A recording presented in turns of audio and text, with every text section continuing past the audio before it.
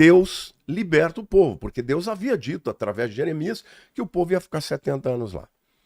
Como é que foi que os babilônicos caíram?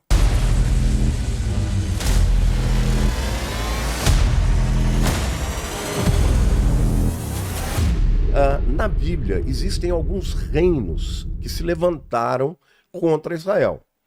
E diante dos quais Israel ficou apequenado e até foi cativo. O primeiro é o egípcio. Nós sabemos que o povo de Israel ficou mais de 400 anos como escravos no Egito. Até que Deus levantou Moisés e libertou o povo. Um segundo grande império que se levantou contra Israel foram os assírios. E no ano 722 a.C., os assírios vieram, levaram as 10 tribos do norte, porque, lembrando, depois que Salomão morreu, o filho dele, Roboão, ele aumentou os impostos. E os mais velhos falaram, não faça isso, não aumente os impostos, vai dar guerra civil. E ele não aceitou, ouviu a opinião dos jovens, e aí Jeroboão, que era o general de Salomão, aproveitou disso e fez uma guerra civil, e houve uma cisão. As 12 tribos se dividiram. 10 tribos do norte foram com Jeroboão, e essas 10 tribos passaram a ser chamadas de Efraim ou Israel. Tá. E as 2 tribos do sul, que é Judá e Benjamim, passaram a ser o povo judeu. Então hoje, quando a gente fala o povo judeu, porque eles são descendentes de Judá, embora haja remanescentes de todas as outras tribos que acabaram migrando para lá. Bom, depois dos assírios, vieram então os babilônios. Os babilônios, eles invadiram o Reino do Sul em 3 incursões, 605, 595 e 586, e todo o povo de Israel foi levado cativo para a Babilônia. E lá eles ficaram 70 anos. Eu estou passando bem rápido. Como escravos? Eles ficaram cativos, mas acabaram desenvolvendo relacionamentos comerciais. Eles não eram escravos como no Egito, que faziam trabalhos forçados. Não. O babilônio, ele levava os povos que eles conquistavam para lá, mas permitia que os indivíduos que tivessem inteligência, habilidades e tal, pudessem fazer comércio, Entendi. Produzir e tal. Bom, quando cumpriu os 70 anos, Deus liberta o povo, porque Deus havia dito, através de Jeremias, que o povo ia ficar 70 anos lá. Como é que foi que os babilônicos caíram? Eles caíram através da invasão do povo persa.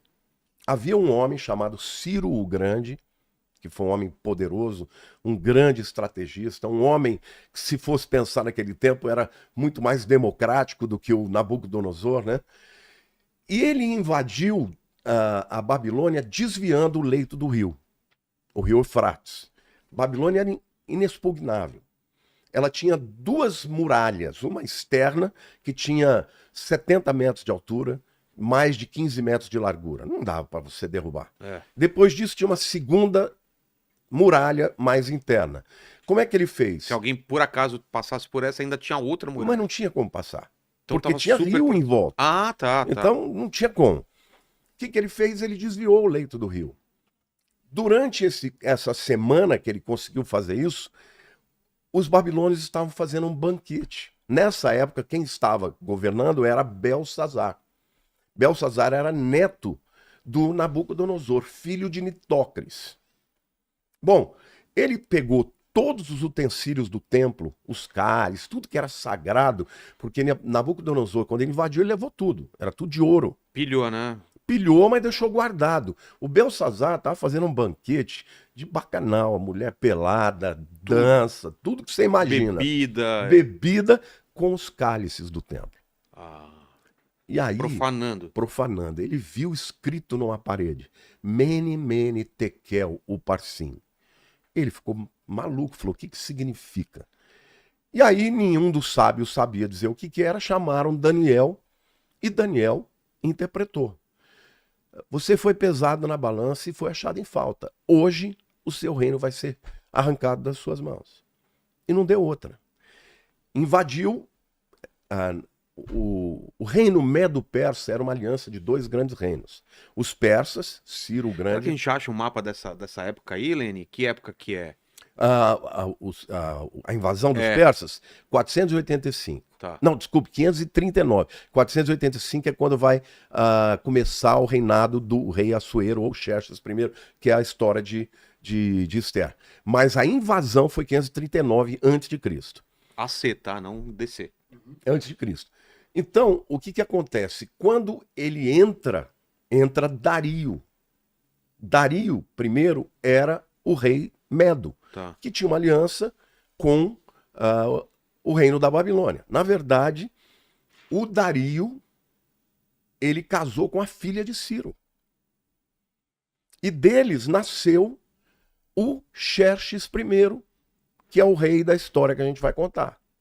Então, naquele tempo, eles faziam aliança política de que jeito? Casando filho de um com o outro. Tá. Que aparece no 300, não é, Helene? Então, exato. Não é?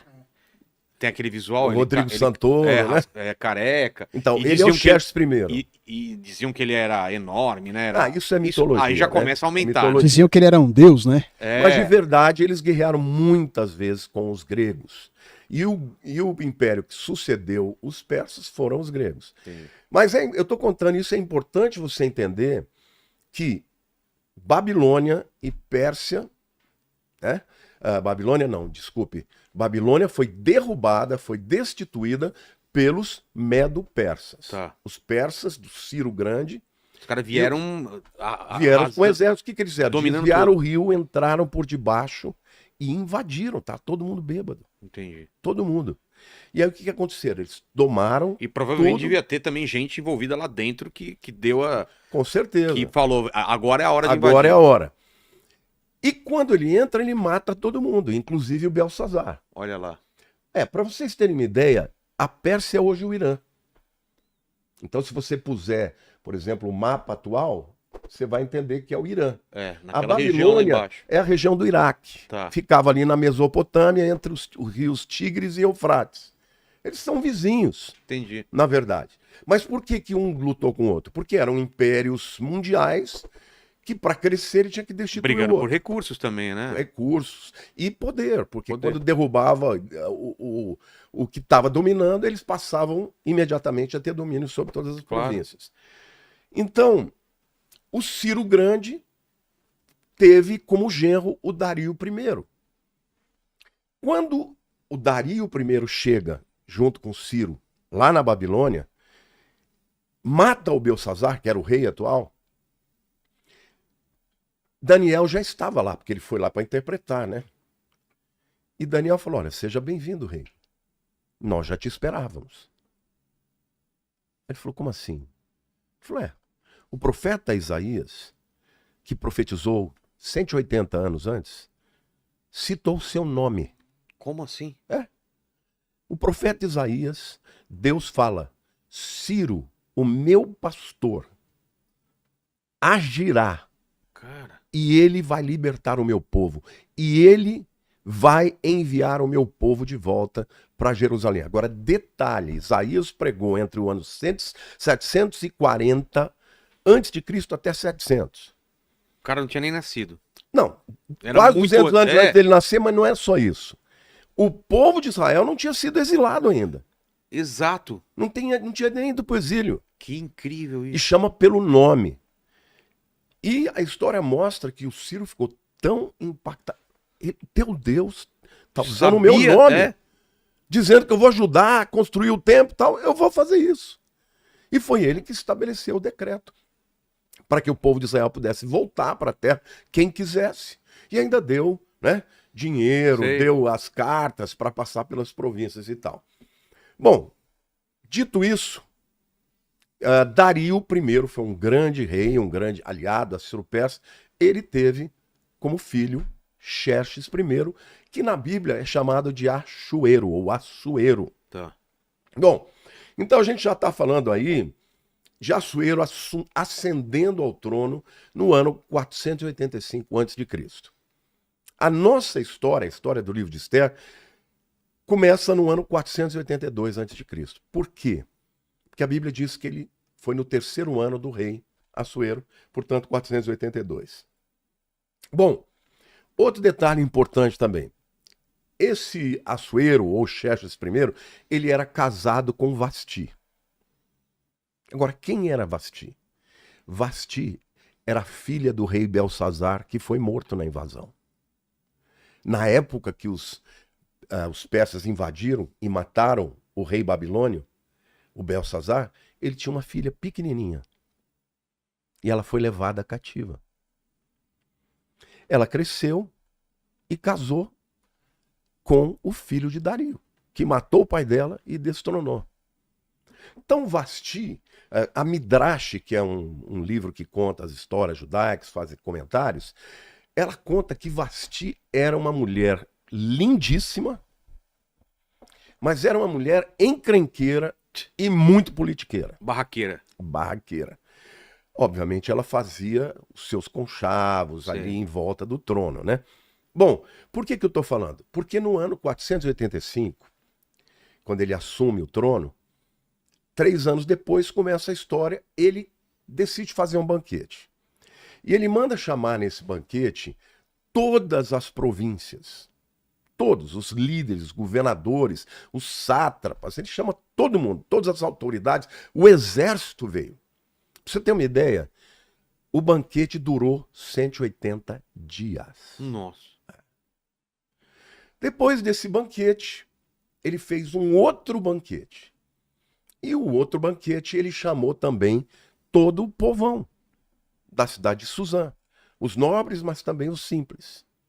E aí, quando ele já estava meio alto, ele então chama Vasti, que estava dando um outro banquete na sala dela para as mulheres, né?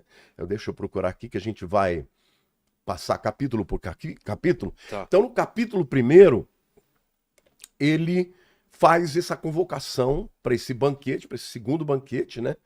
E aí, então, ele chama Vasti, porque ele queria mostrar para todo mundo o quanto ela era uma mulher linda, né? Eu vou ler lá, Ester 1:5. Passados esses dias, deu o rei um banquete a todo o povo que se achava na cidadela de Suzã, tanto para os maiores quanto para os menores, por 7 dias, no pátio do jardim do palácio.